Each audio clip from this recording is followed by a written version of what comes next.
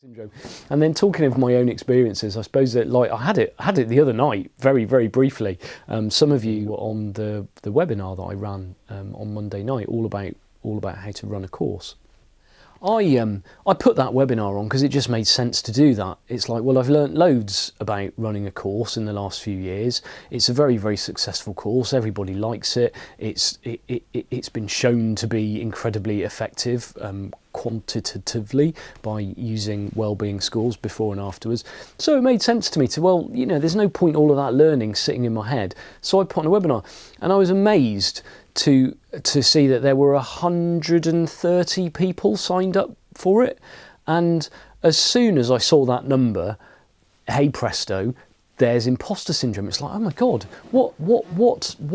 I don't really deserve to have 130 people listening to me talk about how to run a course. It was there immediately. Now, thankfully, I know a thing or two about how it works these days, so I didn't pay it the blind bit of notice, but it was definitely there. It was definitely there.